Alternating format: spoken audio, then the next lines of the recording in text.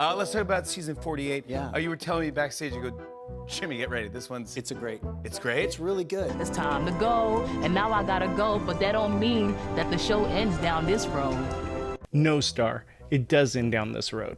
For Jeff to say this is a really good season is like saying on $1 Million Secret that the final challenge was riveting television. Like that was Emmy award winning challenge to end a season that was so good and to end it with a string and a needle. This season has been off the rails. Like, it's the ultimate pagonging of just these physical beasts taking out everyone that they can and sticking together, and the people below not doing anything about it. Even season 1 of Survivor is looking at you guys like, what the hell are you guys doing? This is more of a pagonging than the original pagong.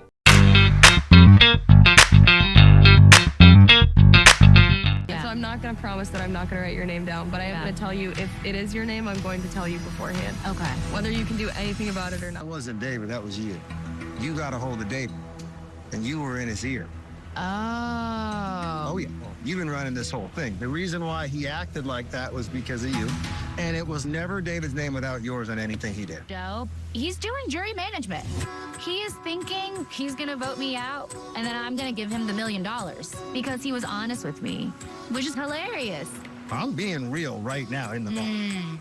Now, I get why Joe is the front runner, but am I the only one that thinks Eva handled that so much better? Even though I didn't love how Eva handled that situation, at least she's not Joe basically saying, you suck, everyone blames you for what happened to David because you ruined his game, and guess what, you have no shot in this game and you're gone, but hey, you should vote for me. Essentially is what he's saying, and Mary's picking up on it right away. Like, what kind of gameplay is this? I'm sorry, am I alone here? Am I the one who's crazy? Because this doesn't make any sense to me why anyone would vote for this guy when he's clearly telling you, hey, we don't like you, we don't want to work with you, you're the one who has to leave. I can see him getting to the end. It's definitely visible, especially with everyone loving Joe. But I really think he might be losing jury votes at this point. It's kind of insane. Maybe I'm crazy. Maybe I'm the one who's not seeing the big picture, but I think that Eva has a much better chance of winning.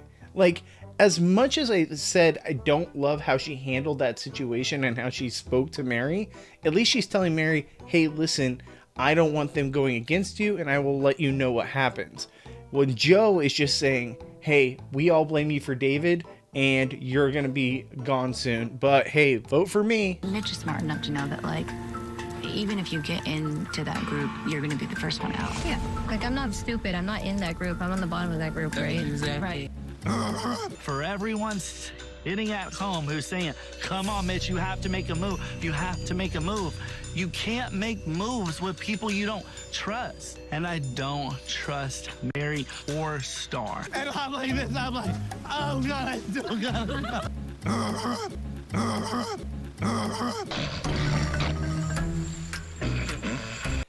Mitch, where do I even start with this one? I mean, even Laurel from Ghost Island and Romeo from season 42 are looking at you like, what the hell are you doing, man? Make a move. Like, at this point, what's the point? Like, where are you going? Like, there's no move for you other than to join up with the other outcasts and make a move on this strong group. At what point do you think you're going to be a part of the 4? You're not. You're the bottom. You're solidly a 6 in that 6-person alliance, even though it's really a 4-person alliance. It doesn't make any sense. Mitch, what are you doing? I would love to know your game plan, because honestly, it's gotten to the point where as much as I liked you at the beginning of the season, I can't root for you because you're just not making the move. Like, you can't beat anyone in that 4.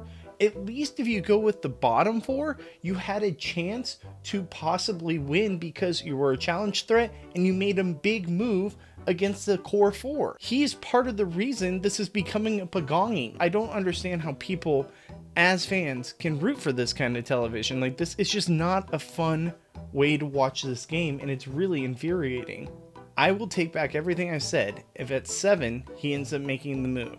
And we're gonna find that out in a couple of days.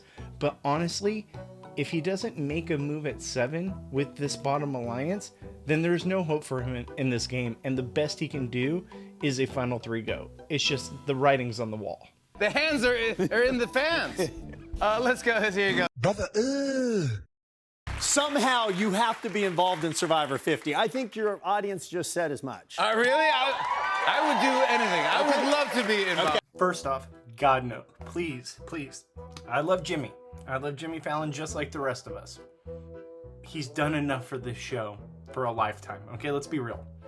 The last twist that Jimmy threw out there didn't go very well.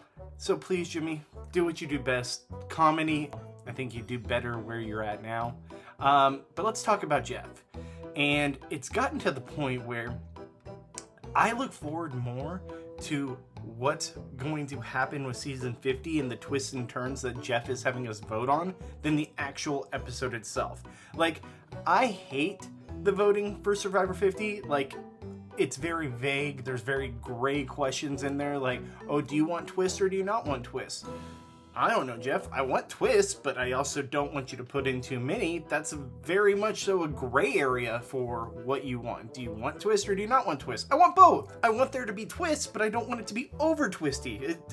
Can you just say that? Can you give us 3 options, like the gray area in the middle? Because what you're giving us, it's very vague. With season 50 around the corner, I mean, that's what we're really looking forward to, right? Like, I feel bad for the people that are on 49 because 49's really not gonna get the time of day, especially with everyone super excited about 50. But I'm so over 48. At this point, we got 2 weeks left in the season, and I'm saying this now because currently I'm talking about episode 10, but here in a minute, I'm gonna be talking about episode 11, so we'll get to that in just a second.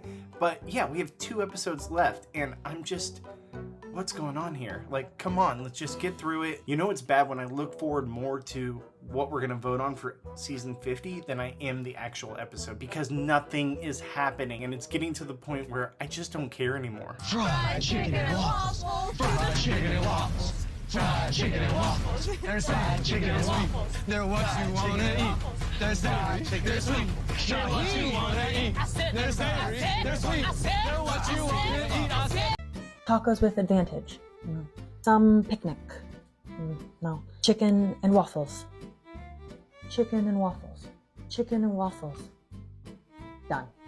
Fried chicken and waffles. Chicken and waffles, chicken and waffles, chicken and waffles. You know it's bad when even Kelly Wentworth can't get satire content out of this season. Like, let's be real. Kelly Wentworth's amazing. She does great stuff on her TikTok channel.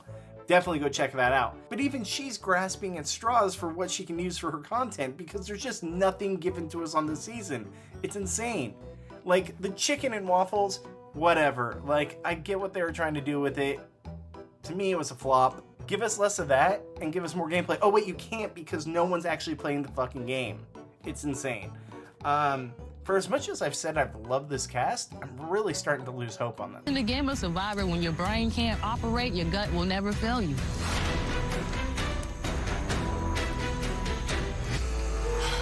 It's time to go. All right, about to start episode 11. There's no way they don't make a move at 7, right? Like, we're at the final 7. It's time to make a move. Let's go. Camilla, Mitch, Kyle, Shaheen, Mary, one of you make the move, okay? It needs to happen. I feel like it's going to happen in this episode, so hopefully this is where everything turns around for this season and we can finally go down the path that, you know, they should be taking. They should be making these moves for their game. So come on, this is the one. I'm about to start the episode, so let's see something crazy happen, all right? This is the time. Make the move. Don't disappoint. Here we go. Apparently, Barry's already pitched this idea to Kyle, and Kyle is considering it. I'm thinking about it. Oh, yeah? I'm truly putting a lot of thought to it. Even if you win individual, like, I guess you could decide what to do. For Joe in that case. You guys know that Joe and I we're gonna work together, so. Yeah. Joe and Eva, they're a duo. And since Joe lost the challenge, we have a clear shot at him right now. Both me and Kyle know we're gonna turn on Joe. It's just been a matter of when. All right. A lot of talk about making the move. All right, come on, Camilla. I see you. I see Kyle. You guys working it out, looking like you guys might do something. Obviously, the vote going with Mary is an easy one. Okay, even Shaheen's on board. Maybe he might be down to do something now. Let's go. Come on. Like, we have to make a move soon, or else Joe is gonna run away with the season. Okay, wow. Even Mitch might be on board. Okay, this might actually happen. Let's go. Let's do something here, guys. Come on, we got this. So we all agree there is no point in keeping Mary around. She's causing too much chaos. We're getting her out tonight. This is exactly what I want Eva to think. And I give her an extra piece of my beef skewer, and I'm just like, Eva, feel comfortable, feel safe. Okay, there's been a lot of talk so far. It looks like something's going to happen. They're making a lot of noise saying, hey, this is the time to make the move. This is the time to make the move. All right, we're about to get into Tribal Council. Didn't see a lot of lead up to it, but we did see them talking about it, so maybe behind the scenes stuff's happening. Joe seems to be frantic. Let's see. 12th person voted out, the 5th member of our jury. Mary, that's 4, that's enough. Need to bring me your torch. No way! What? You have got to be kidding me. Mary. Y'all voted for Mary. Why?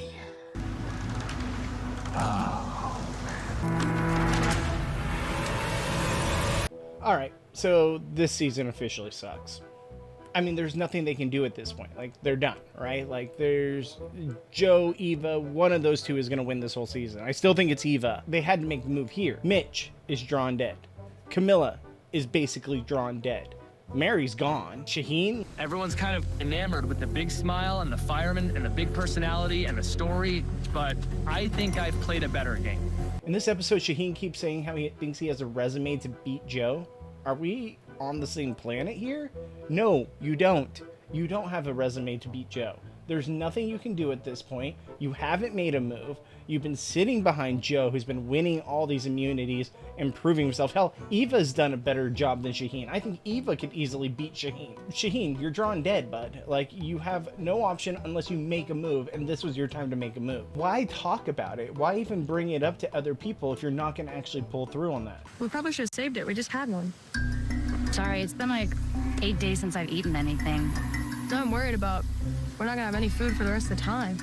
I guess we can hopefully use it. We're gonna reward, and then people are gonna pick each other for the reward. No one's gonna want to keep around a person who doesn't know proper coconut etiquette.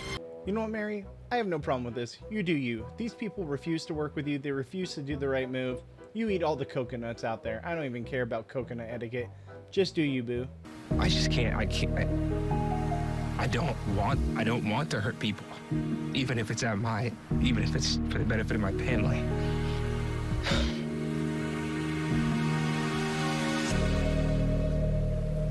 Kyle, this is a game for $1 million, okay? You're doing this for your family. You didn't know these people 20 days ago. And to possibly sacrifice what you could bring home to your family because you made friendships at band camp? Like, let's be real. This is like going to summer camp or band camp or church camp or whatever it may be and acting like these people are your best friends, like they're going to be your pen pals that you're going to talk to forever. No, you're going to go back to your normal life and be like, why didn't I make the move that was best to support my family? These people you might have lasting relationships with in the future. But at the end of the day, you came here for yourself and your family. You didn't know these people 20 days ago. You owe them nothing. It's a game for $1 million. A game for $1 million. Go out there and win it for your family. Stop being so sensitive and play the game. The greatest Survivor players in the world were able to separate the game and reality, the game and their friendships, the game and their personal life. They were able to realize that they're doing this to better themselves and their family, and they're not just playing this game to make friends. Every time I get to talk to Camilla, I feel like I can take a breath of fresh air. Like I'm talking to the one person who I'm really, really being real with. All I've seen all season is how close Kyle and Camilla are, but they refuse to make the move that's best for their game. It doesn't make any sense. Both of them have had ample opportunities to make the move, and it just hasn't happened. Unless something crazy happens at the end of the season, I just don't understand how this is going to be a winning game. I don't know how either of them can beat Joe or even Eva at this point. Maybe I'll be wrong, maybe I'll be eating crow, but seriously, it doesn't make sense to me, and I don't see how they win this game. Studied all you want, but I had no clue what it actually means to be out here. No clue what it actually means to make friendships, real, tight friendships with people that you've never met before. No clue what it takes to then vote those people out. Shaheen, I wish you played like the Shaheen from 20 days ago before you got into this game. Like, go out there, be cutthroat, and do what's best for your game. The fact that you think you can beat Joe or that you're playing this game that's magically going to win you $1 million, you have to go out there and do something to prove that you deserve it. And I'm not seeing that out of your game. Are you thinking about flipping on Joe and Eva, or are you not? The problem right now is that they have advantages that prevent them from going after her. But that's not true. Shaheen literally revealed to Mary at this point that there are advantages in the game that Joe and Eva had. Not just the idol that Mary clearly knows about, but that there's more than just the idol. He's saying it here, and she's not picking up on it. And it drives me crazy because it's laid out there for her to understand that he knows that there's more than just the one idol that's in play here. I really wish Mary would have been able to pick up on this, because maybe she could have used this to help save herself in the game, but unfortunately that didn't happen. Sprint out of the hammock. I'm sorry, what the hell is a hammock? It's a hammock. Is this like a northern thing? Like, I don't understand. Like, I've never heard someone use the expression hammock. It's a hammock. And I love Eva. Don't get me wrong. I love Eva to death, but a hammock? A hammock. I've never heard that expression in my life. It's a hammock. And so I'm gonna keep my vote so that me and the 3 boys that I trust with my entire life in this game can make it to the final 4 together. Is anyone going to talk about how Eva still had sand in her timer when she knocked her tower down as she was leaving? Like, I get it. She obviously decided to take her vote and just go with that. But she did have time left, and it did say, hey, if it falls at any point when there's still time left, you have to start over. I'm not saying, I'm just saying. Like I said, I still have Eva as my winner pick, but this was questionable to me a little bit, and I know other people are talking about it, so I just wanted to bring it up here, because it is kind of funny that they decided to show us that and put that question in our minds. That was the dumbest journey for me to have gone on. Why?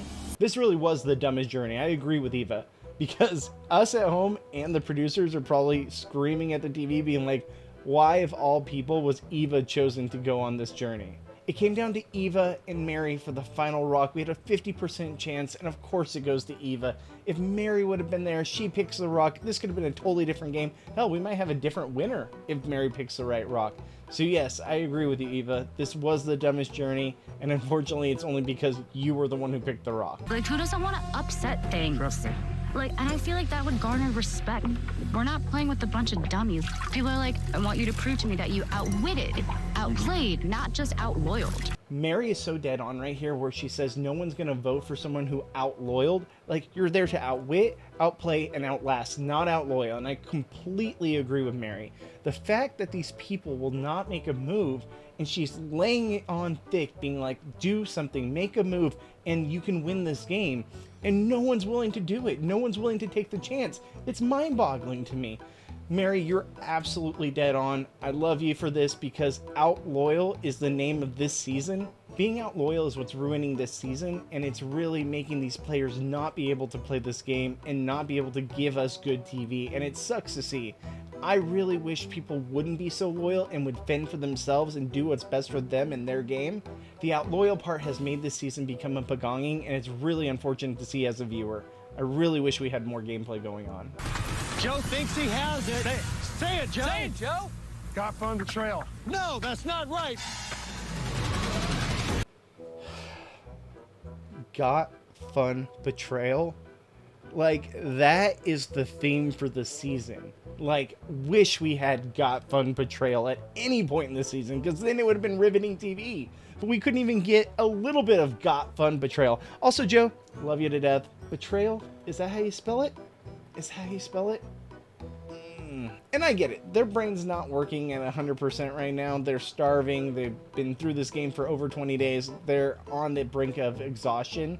But how do you spell betrayal like that? It's just, it was hilarious. And the fact that it's coming from Joe saying got fun betrayal and he is preaching staying together, it's hilarious to me. Like, the irony is not lost on me. So my job right now, deep breath, don't get weird, don't panic, just vote Mary out. Joe, I'm gonna write your name down tonight. I don't know who else I'm gonna write down. You're the biggest threat. I just want to be honest. Okay. My question is, do we throw one vote somewhere else? Whose name's can you write down? Me? Kyle? I know. Eva? I don't see why anyone, me writing your name, I don't know why it would matter. Welcome to Survivor, man. I had my name written down twice. And there was no guarantee that I wasn't going to go home those days. I hear you. It is what it is, my man. Mister, I've worn an immunity necklace 3 times, and now you're freaking out because one person's gonna write your name down? What that type of paranoia tells me is that he's willing to flip. He might be willing to write my name down at the end of the day. So, should I write down Joe? I love how Joe says here, do not panic, and then immediately panics. Like, just full-on instant panic mode, and it's hilarious to watch. How he's preaching do not panic, preaching loyalty, and the minute someone says his name once in this game, he spins out of control. Like, the irony is insane. I love how Mary reveals that she's going to vote for Joe here and puts that panic in his brain. It gave her a slim chance where she could use this opportunity to show people that Joe might not be as loyal to them. And we see that when he's talking to Mitch, he's talking to Shaheen, and they're both being like, well, then who are you going to vote for, dude, if you decide to throw a vote onto someone? Like, you're panicking. Is it going to be me? Is it going to be someone else that you're loyal to? Because the only one you're not loyal to in this moment in front of everyone is Mary. And Mary's got in your head that she's going to vote for you, so you instantly think you have to put a vote somewhere else. That should be a red flag to everybody involved, and the fact that he didn't go home here is insane to me.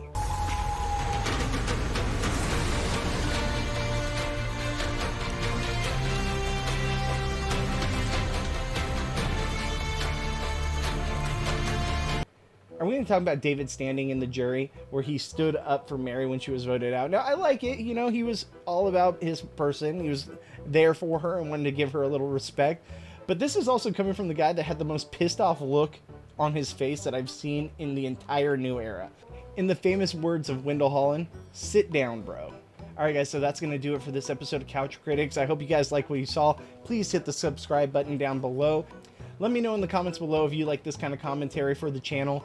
This has taken a lot of work, but I really hope you guys like this. I enjoy doing it. Even though this season hasn't been the greatest, this is a lot of fun for me to get my feelings and venting out to you guys, and hopefully you guys can reciprocate and give it back to me and let me know what you guys think of my commentary. I plan to do this for more shows in the future, Big Brother, Survivor, etc. So please give us a like, give us a sub here at Reality After Show, and we'll see you in the next one. Bye, guys.